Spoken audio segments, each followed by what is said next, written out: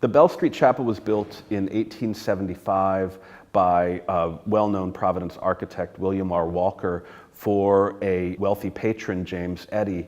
And Eddy had made a lot of money in the art world. He was a very skilled draftsman and artist, and he would pay people to make copies of great masterworks and bring them over here to sell at auction. He made a fortune off it. And he was also connected to some of the most radical and progressive social thinkers of the day, people of the Transcendentalist movement in Boston, some of the most radical people in the anti-slavery movement in the Northeast, and he certainly was a leading figure. And so it's interesting to think of this chapel as a monument to both his irascible, opinionated view of religion as an individual experience and the way that connects to the potential within each human being to achieve something great, to better themselves, to become the part of making a better world. So I see the Bell Street Chapel as sort of combining this beautiful structure with this commitment to progressivism and free thinking. The current congregation loves its history here.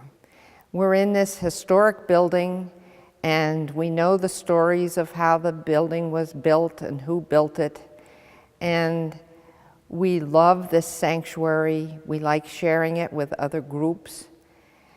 And so we're kind of caught in the past in some ways because we like being in a historic building. I love the fact that when Anna Garlin Spencer first organized this congregation, social action was at the top of their agenda. Anna Garlin Spencer had been writing for the Providence Journal, and she was very concerned about the children working in the mills, and so she wrote articles about that. And from that time, social justice issues have always been an important part of this congregation, and they continue to this day to be important. Bell Street Chapel has lots of stories associated. I always liked that thing about if these walls could talk, what kind of stories would it tell? But being someone who likes women's history, I've been particularly interested in the stories about Anna Garlin Spencer, who was the first minister. After James Eddy died, he left money to maintain this church, and a group of trustees were appointed to keep it going. And they hired Anna Garlin Spencer to be the minister and to gather a group of people to form an independent religious group here.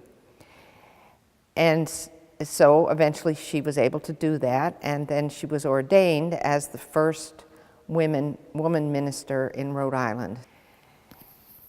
So in 1893, the Columbian Exposition was held in Chicago. It was also known as the Chicago's World's Fair. Anna Garlin Spencer went there. Anna's speech was called The Advantages and Dangers of Organization. Look at the question as it relates to religion and charity, the first specialties of women's associated effort. An item from a society journal, which I clipped not long ago, will illustrate my thought. In the column of correspondence, the question is asked, how may I, a stranger in New York with ample means, but with no first-class letters of introduction, best acquire social standing? The response of the columnist was this: hire an eligible sitting in a church frequented by people of high social influence. Join 2 or 3 popular charitable associations managed by society women. Subscribe liberally to their work and get elected, if possible, on their boards of directors.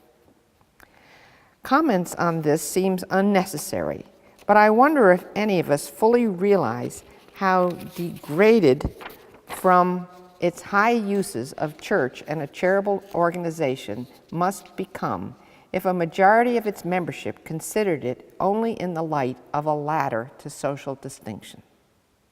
A lot of people come by here and they see the columns out front and they wonder what kind of place this is. And We often wish that there was some way we could get them to come inside.